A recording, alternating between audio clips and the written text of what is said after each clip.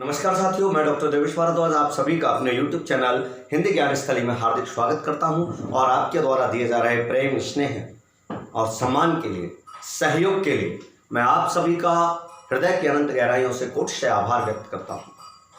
मेरे प्यारे साथियों, आपको जानकर खुशी होगी कि इन 2 दिनों के अंदर हमारे सब्सक्राइबर 100 के लगभग पहुँच गए हैं, जो कि मुझे लगता है बहुत तेज़ी से हमारे आगे बढ़ने का संकेत दे रहे हैं। और इस सब के लिए ये जो आपका भरपूर सहयोग मिल रहा है उसके लिए मैं आपको धन्यवाद देता हूं।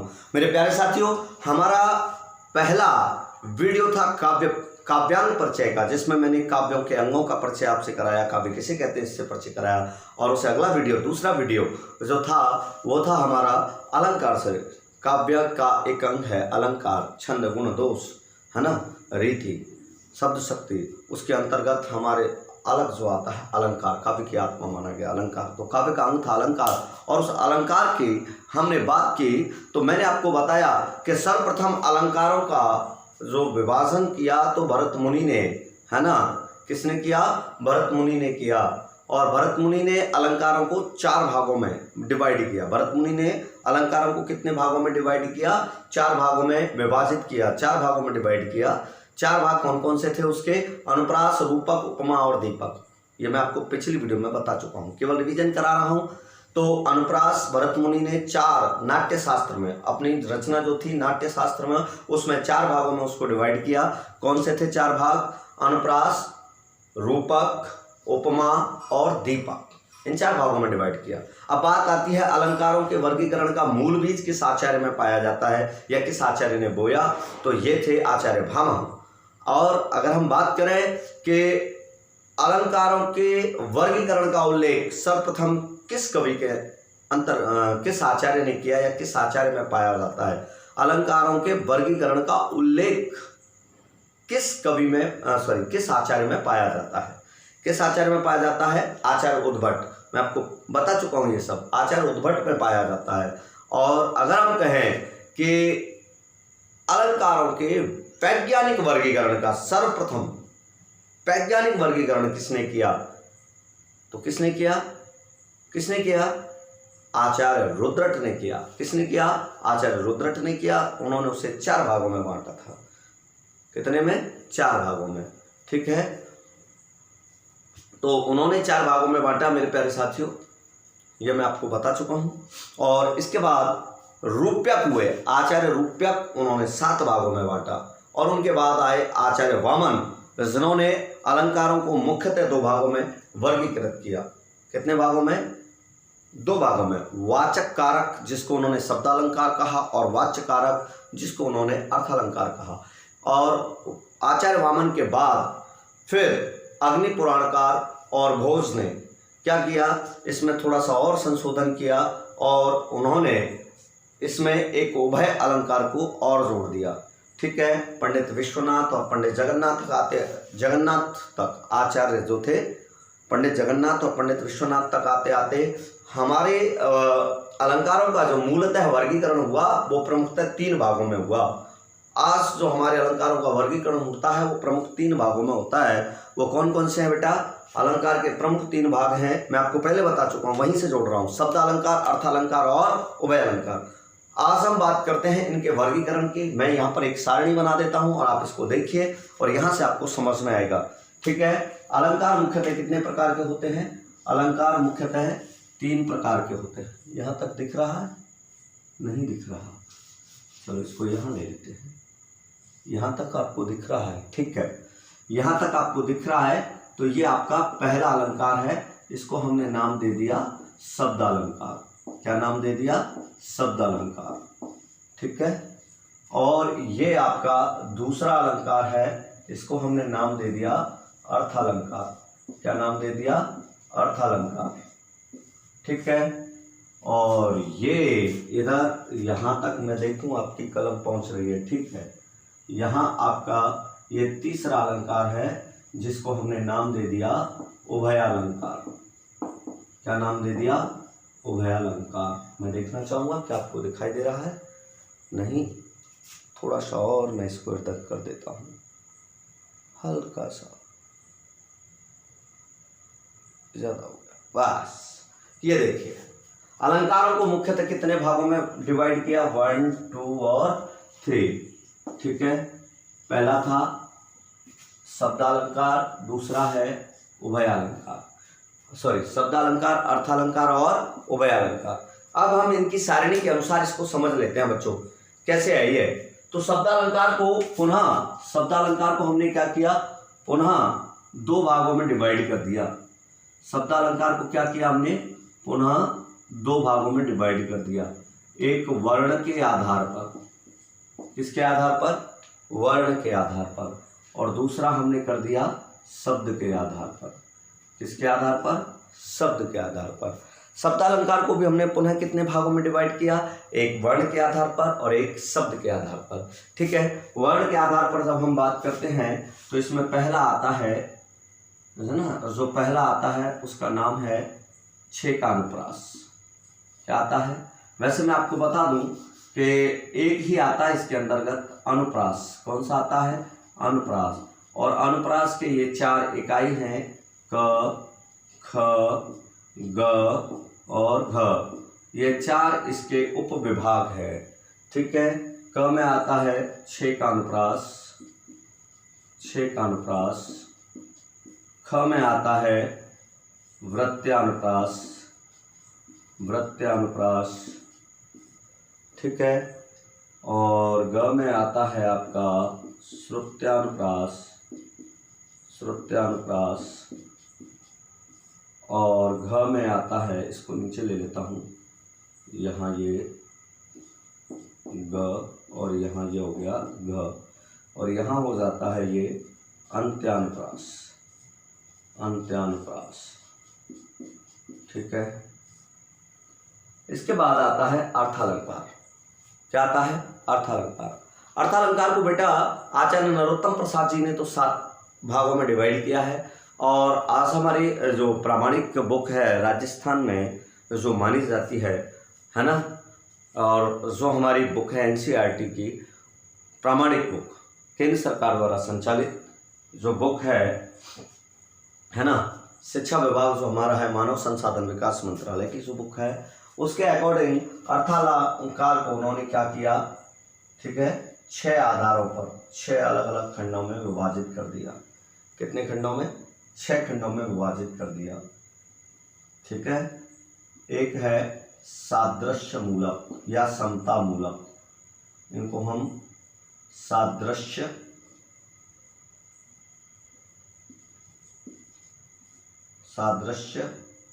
या समता मूलक कहते हैं। समता मूलक, इनको हम क्या कहते हैं? सादृश्य मूलक या समता मूलक। अर्थालंकार जो होते हैं इनको हमने पहले को कह दिया सादृश्य मूलक या समता मूलक, दूसरे का हमने नाम दे दिया, फर्स्ट है ये, ठीक है, सेकंड का हमने नाम दे दिया विरोध मूलक। क्या नाम दे दिया? विरोध मूलक। ठीक है, इसमें विरोध दर्शाया जाता है। क्या दर्शाया जाता है? विरोध दर्शाया जाता है। इसको ऐसे दिखा लें, यहाँ से हटा देते हैं हम, यहाँ पे इसमें बेटा विरोध दर्शाया जाता है, ये विरोध मूलक होते हैं। ठीक है, और तीसरा जो होता है हमारा वो होता है श्रृंखला मूलक। कौन सा होता है? श्रृंखला मूलक, है ना। थर्ड होता है, ये जो होता है वो श्रृंखला मूलक होता है। श्रृंखला मूलक, मुझे लग रहा है इसके नाम के लिए मुझे बीच में होकर जगह लेनी पड़ेगी। ठीक है, श्रृंखला मूलक। और जो चौथा होता है हमारा, यहाँ ले लेता हूँ मैं, कम लग रहा, आगे लूँगा इसको। ठीक है, चौथा जो होता है इसको यहाँ ले लेते हैं अपन, तीसरा, थर्ड, ये होता है श्रृंखला मूलक।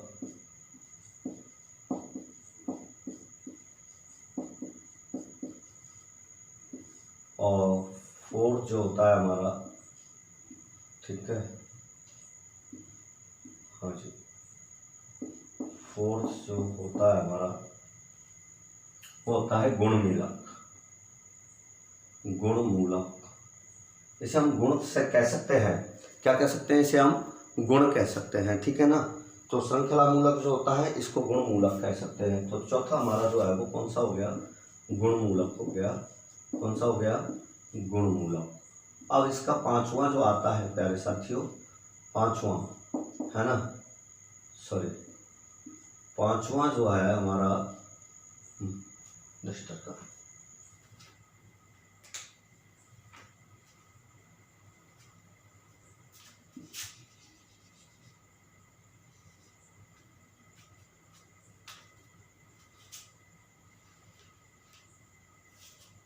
इसको कहते हैं हम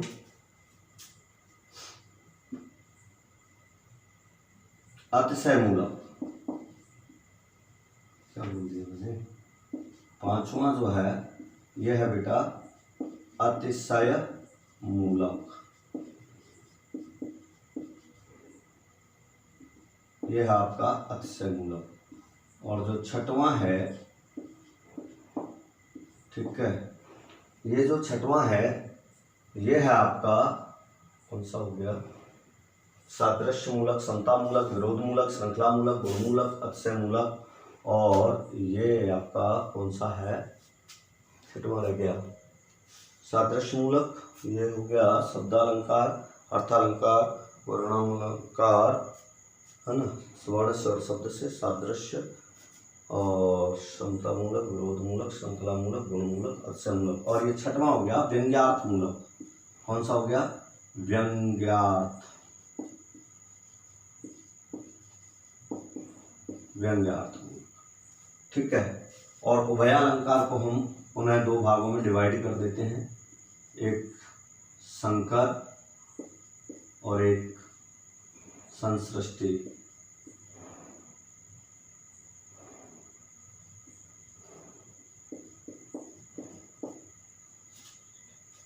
ठीक है, इस प्रकार हमारा ये जो है डिवाइडेशन होता है।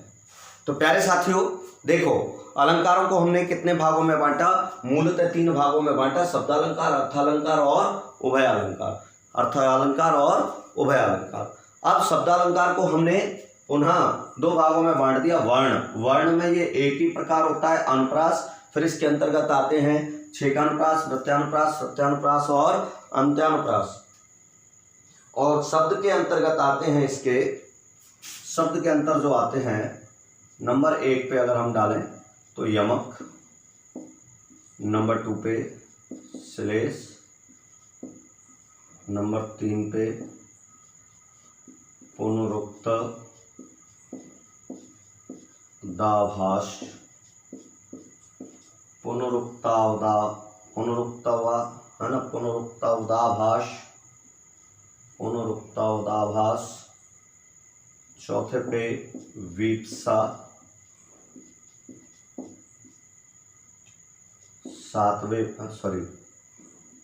पांचवें पे पुनरुक्ति प्रकाश, पुनरुक्ति प्रकाश। ठीक है, ये इससे अंत्यानुप्रास से मिल रहा है, इसको कम कर देते हैं बेटा, अंत्यानुप्रास। हाँ, ये पांचवा हो गया, यहाँ लेते हैं इसका छठवां। और जो छठवां है वो है हमारा वक्रोक्ति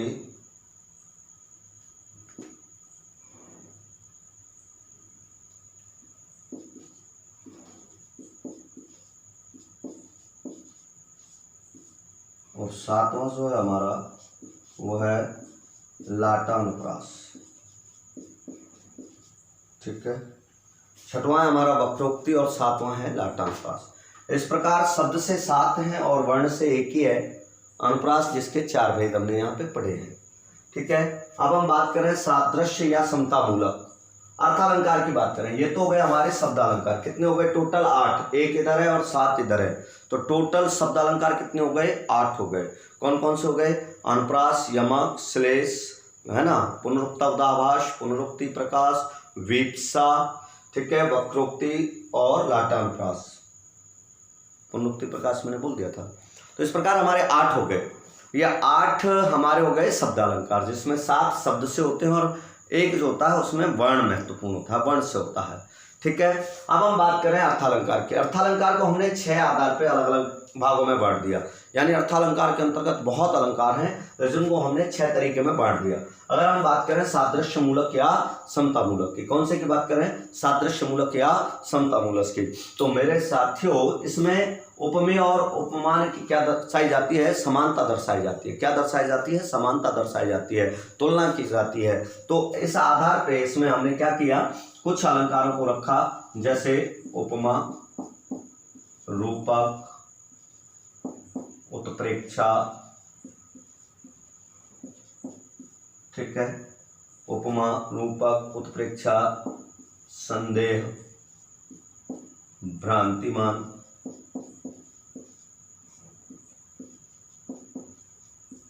है ना, उपमा, रूपक, उत्प्रेक्षा, संदेह, भ्रांतिमान, अपहनुति, अपहनुति,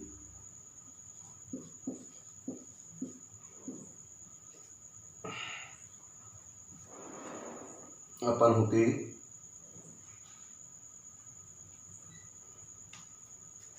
अन्योक्ति,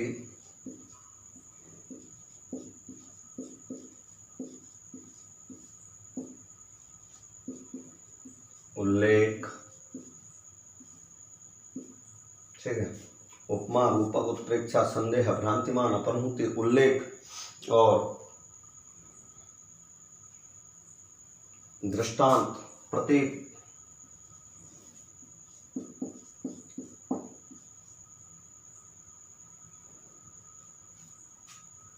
मैं यहां से हटा देता हूं वरना ये विरोध मूलक के नीचे आ जाएंगे। तो उपमा, रूपक, संदेह, भ्रांतिमान, अन्योक्ति और उल्लेख यहाँ लिख देता हूँ, उल्लेख, उत्प्रेक्षा, समासोक्ति,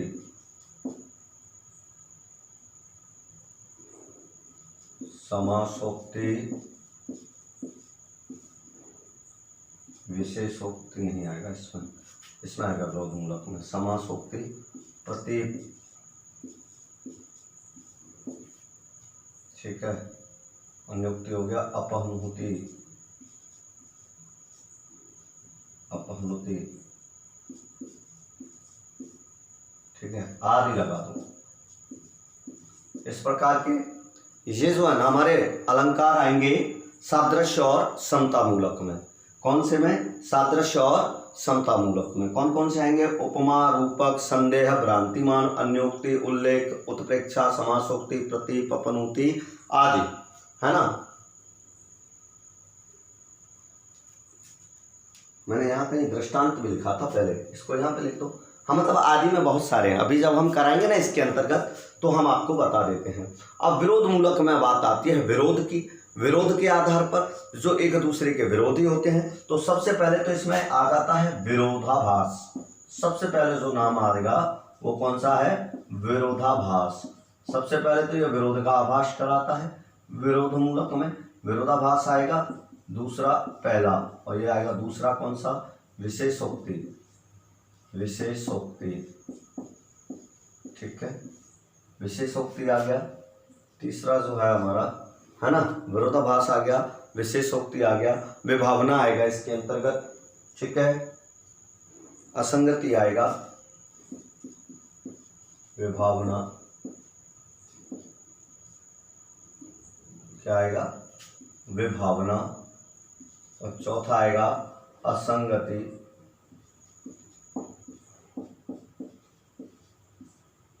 ठीक है, आदि लगा दो इसमें। विषय विषम भी आएगा इसी में, पांचवा विषम, आदि जोड़ दो, ठीक है। देखिए 1 2 3 4 5 6 7 8 9 10, और इसमें भी मैं भूल गया हूँ। अभी मैं भूलने का मतलब मैंने आदि लगा दिया है, भूला नहीं हूँ, आदि लगा दिया है। जैसे दृष्टांत है, उदाहरण है, उसके लिए हमने यहाँ पे क्या लगा दिया है, आदि लगा दिया है। इसमें भी हमने आदि लगा दिया है। अभी पढ़ेंगे जब इन अलंकारों की संख्या बढ़ती जाएगी इनसे ऊपर, ये मैं आपको मोटे तौर पे बता रहा हूँ। तो उपमा, रूपक, संदेह, भ्रांतिमान, अन्योक्ति, उल्लेख, उत्प्रेक्षा, समासोक्ति, प्रतीप, अपनहोति, दृष्टांत, उदाहरण आदि ये जो कहाँ है समता मूलक में आते हैं, सादृश्य मूलक में आते हैं। यहाँ उपमान और उपमेय में क्या है, या तो तुलना की जाती है या समानता दर्शाई जाती है। ठीक है, ये है विरोधाभास, जहाँ किसी न किसी आधार पर क्या है उपमान और उपमेय में विरोध दर्शाया जाता है। ये है विरोधाभास, विरोध मूलक होते हैं ये अलंकार। इसमें विरोध, मूल में विरोध होता है। विरोधाभास, विशेषोक्ति, विभावना, असंगति, विषम, ठीक है, विषम आदि। अब आता है आपका श्रृंखला मूलक, जिसके अंतर्गत आपका आता है नंबर 1 एकावली, नंबर 2 सार, है ना, एकावली और सार, और शायद इसमें है सांख्य, नहीं सांख्य मूलक दिया है कि मैंने, श्रृंखला मूलक है सांख्य,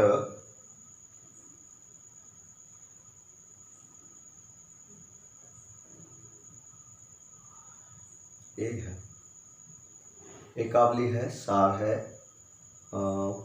ठीक है, एकावली और सार है। फिर आता है हमारा गुणमूलक, और गुणमूलक के अंतर्गत हमारे आते हैं, देखिए गुणमूलक के अंतर्गत हमारे जो आते हैं, ये बड़ा फंस गया है यार, कहाँ लगाऊं बेटा। गुणमूलक को मैं थोड़ा सा यहाँ ले आता हूँ नीचे, है ना, यहाँ लिख देता हूँ इसके अलंकार गुणमूलक के। तो इसके हैं तदगुण, अतदगुण,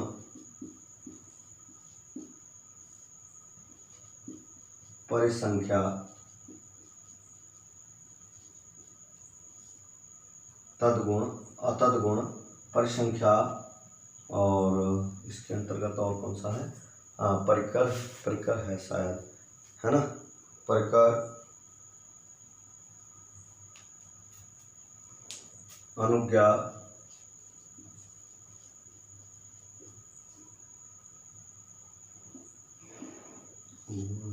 नंबर बाद में डालूंगा, अनुज्ञा, परिकर, इससे नीचे दिखाई नहीं देंगे फिर, तिरस्कार, विनोक्ति आदि, ठीक है। 1 2 3 4 5 6 7 आदि छोड़ दीजिए। हमारे जो गुणमूलक हैं उनके अंतर्गत आते हैं ये। श्रृंखला मूलक में भी और है, 2 के बाद सार आदि लगा देता हूं मैं, है ना, यहाँ भी बहुत हैं, अभी 2-3 और हैं, एकावली, सार आदि। अब आता है हमारा अतिशय मूलक। अब इसमें क्या है, अतिशयोक्ति की बात होगी। अतिशय मूलक में क्या होगा, अतिशयोक्ति बात होगी। तो अतिशय मूलक में कौन आएगा, अतिशयोक्ति, ठीक है, क्या होगी, अतिशयोक्ति। और ये अतिशयोक्ति किसी की भी हो सकती है, अतिशयोक्ति किसकी हो सकती है, किसी की भी हो सकती है, ठीक है। अब अतिशयोक्ति में अगर हम कहें भावकोत्सयोक्ति, है ना, भावकोत्सयोक्ति,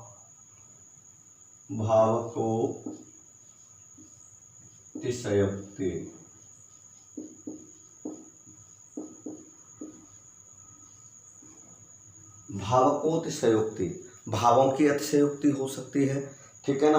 और इसमें संबंधों की अतिशयोक्ति हो सकती है,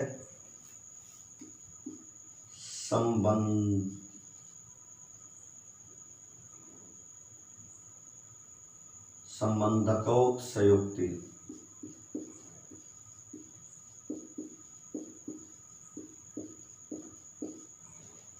अतिशयोक्ति में भावक अतिशयोक्ति,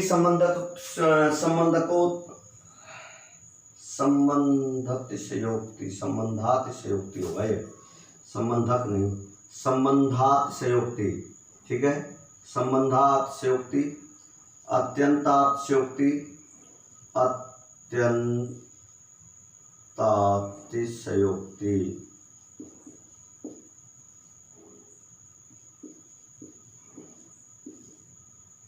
भेदकातिशयोक्ति,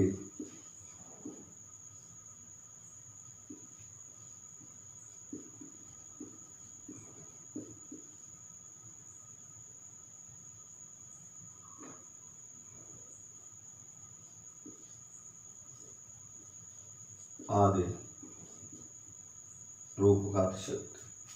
शायद आपको अब दिखाई नहीं दे रहा उधर। तो अब हम बात करेंगे व्यंग्यार्थ मूलक। और ये व्यंग्यार्थ मूलक जो होता है इसके अंतर्गत है जैसे पर्यायोक्ति, व्याजोक्ति, व्याज स्तुति आदि। ठीक है, इसके अंतर्गत है पर्यायोक्ति, पर्यायोक्ति, व्याजोक्ति, व्याजोक्ति,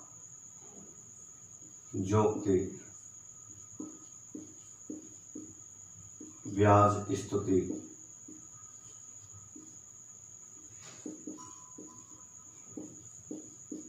आदि।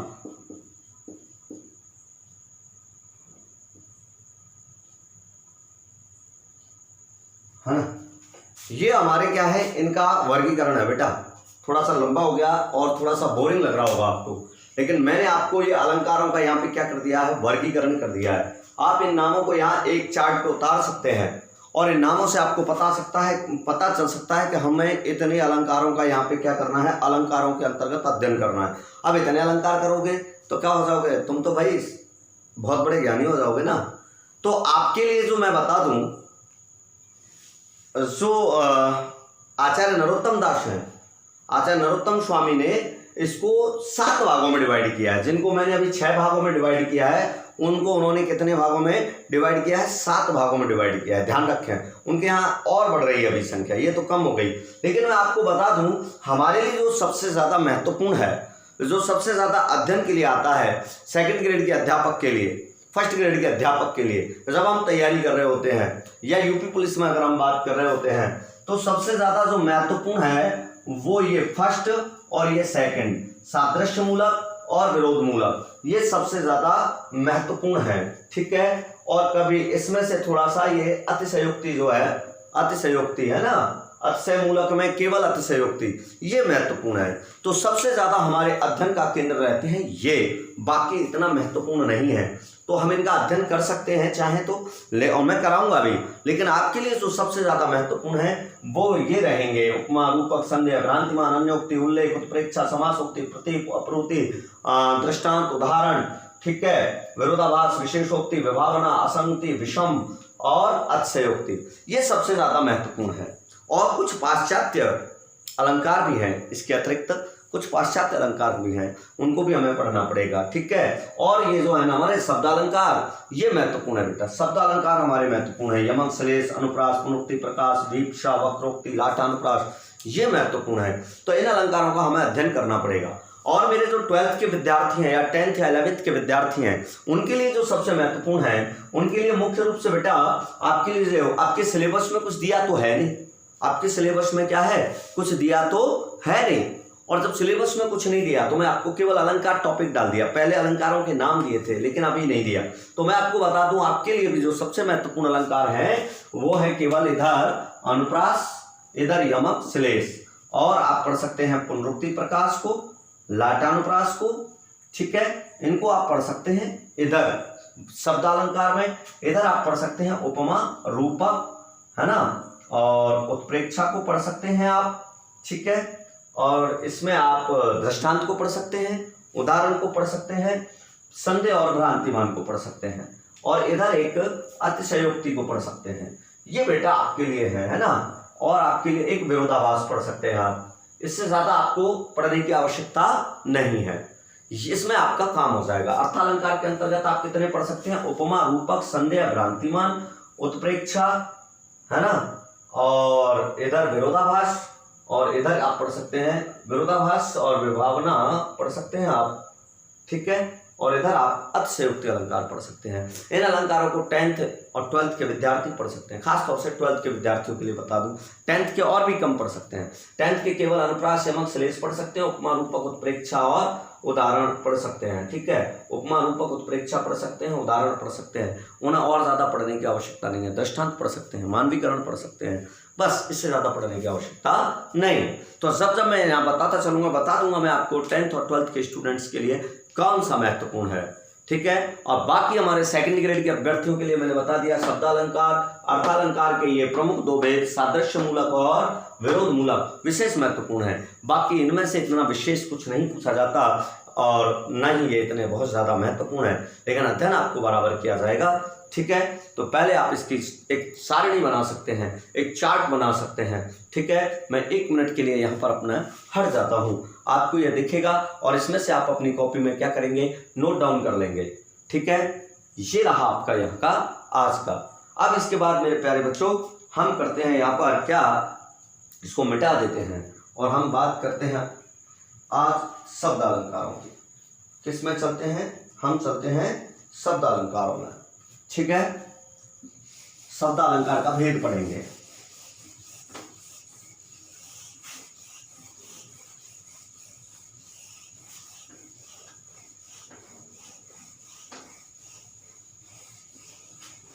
तो हमारा पहला टॉपिक आज का जो रहेगा, अलंकारों का जो पहला भेद है वो क्या है, वो है बेटा शब्द अलंकार। क्या है, शब्द अलंकार। तो हम पहले प्रकार में चलेंगे, किसमें, शब्द अलंकार। जैसा कि नाम से पता चल रहा है बेटा, किससे पता चल रहा है, नाम से पता चल रहा है। शब्द अलंकार, शब्द अलंकार क्या है, शब्द प्लस अलंकार, शब्द प्लस अलंकार। ठीक है, ठीक है मेरे प्यारे बच्चों, शब्द अलंकार क्या है, शब्द प्लस अलंकार। जब काव्य में अलंकार क्या करते हैं, काव्य की शोभा को बढ़ाते हैं। अलंकार क्या करते हैं, काव्य की शोभा को बढ़ाने का कार्य करते हैं। तो जब काव्य की शोभा बढ़ाने का कार्य किस तत्व के द्वारा, शब्द के द्वारा। किसके द्वारा, शब्द के द्वारा। जब काव्य में शोभा बढ़ाने का कार्य कौन करे, शब्द करे। ठीक है, काव्य की शोभा बढ़ाने का कार्य, काव्य में चमत्कार उत्पन्न करने का कार्य, काव्य की श्री वृद्धि करने का कार्य किसी शब्द विशेष के द्वारा संपन्न किया जाता है, तो उसे हम शब्द अलंकार कहते हैं। और इसमें हम शब्द के स्थान पर उसका पर्याय शब्द रखेंगे तो काव्य का जो चमत्कार है, काव्य की जो शोभा है, काव्य का जो सौंदर्य है, वो क्या हो जाएगा, नष्ट हो जाएगा बेटा। क्या हो जाएगा, नष्ट हो जाएगा। ठीक है ना, क्या हो जाएगा, नष्ट हो जाएगा। जैसे उदाहरण के लिए अगर हम देखें तो अगर हमने कह दिया जैसे कनक कनक ते 100 गुनी मादकता अधिकाय, अगर हमने कह दिया कनक कनक ते 100 गुनी, कनक कनक ते 100 गुनी मादकता अधिकाय, कनक कनक ते 100 गुनी मादकता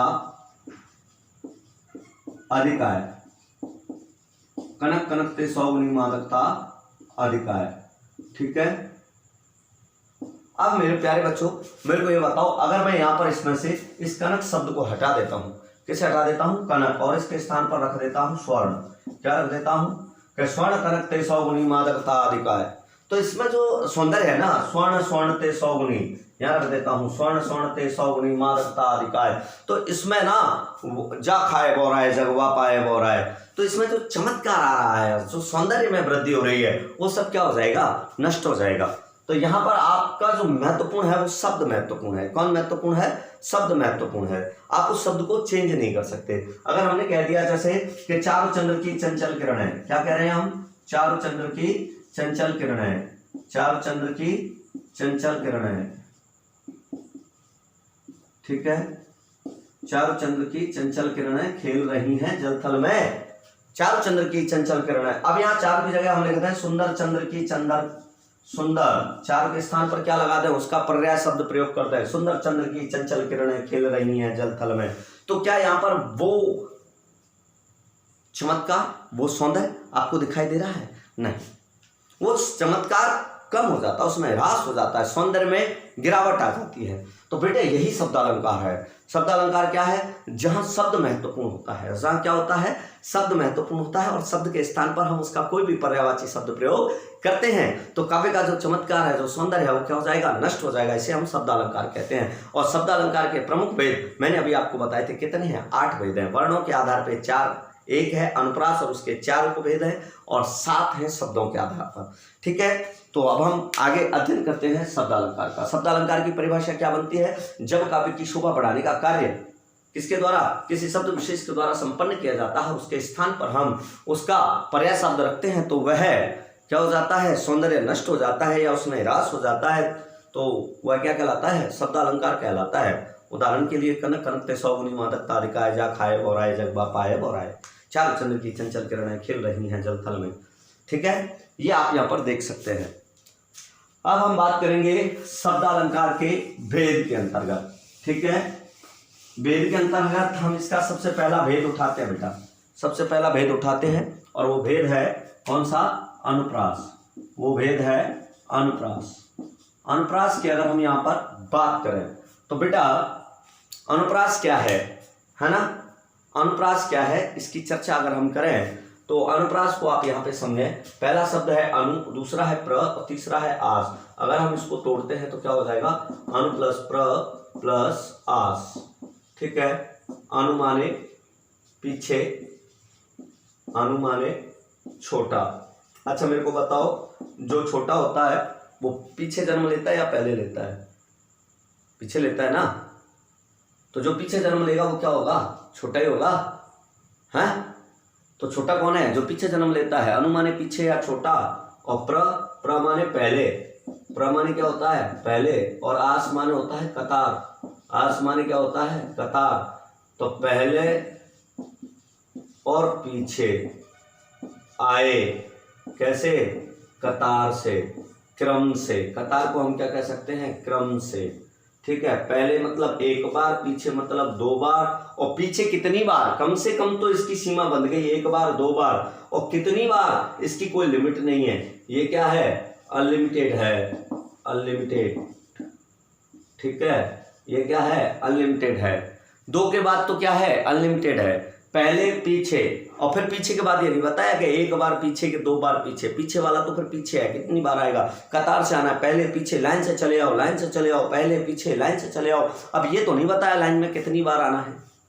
तो पहले पीछे, पीछे वाला तो अनलिमिटेड है, पहले और पीछे तो फिक्स है। अगर हम कम से कम भी रखेंगे तो पहले और पीछे भी रखेंगे तो कम से कम कितनी बार बन रहा है मेरे प्यारे बच्चों? दो बार बन रहा है। रटना नहीं है हमको परिभाषाएं रटनी नहीं है। हमको करना क्या है? शब्द से ही पूछ लेना है। मेरे यहाँ जब मैं आपको पढ़ाऊंगा तो मेरे यहाँ सारी परिभाषाएं शब्द से तय की जाती हैं। क्यों? क्योंकि हमारे जो विद्वान हैं, हमारे जो ऋषि मुनि आचार्य थे, ठीक है, उन्होंने जब इनका नामकरण किया तो इनमें इनकी परिभाषा, अर्थ और इनकी विशेषताएं छुपा के रखी मेरे प्यारे बच्चों। तो अनुप्रास में उसकी परिभाषा छुपा के रखी है कि जब काव्य में किसी वर्ण की क्रमिक आवृत्ति, क्रमिक, कतार से मतलब क्रमिक, क्रमिक, ठीक है ना, कतार से मतलब क्रमिक, ठीक है, जब काव्य में किसी वर्ण की क्रमिक आवृत्ति कम से कम कितनी बार?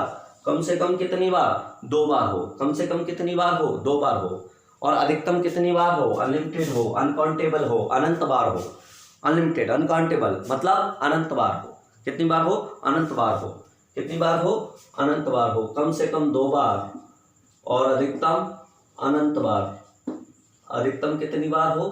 अनंत बार। तो उसे हम क्या कहते हैं? अनुप्रास अलंकार कहते हैं। तो उसे हम क्या कहते हैं बच्चों? अनुप्रास अलंकार कहते हैं। जब काव्य में किसी वर्ण की क्रमिक आवृत्ति कम से कम दो बार और अधिकतम अनंत बार हो तो उसे हम क्या कहते हैं?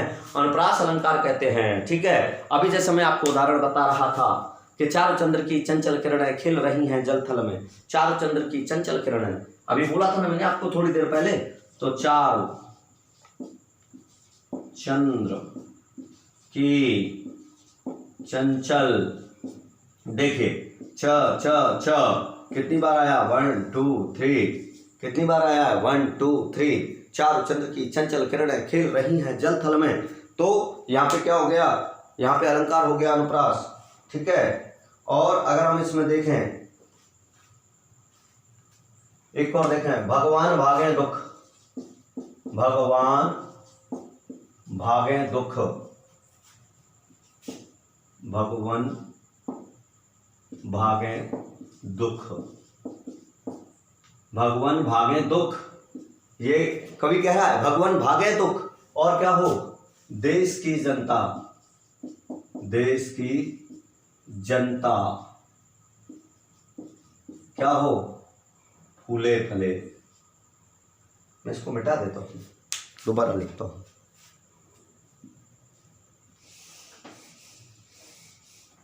इधर लिखता हूँ, यहां दिखेगा,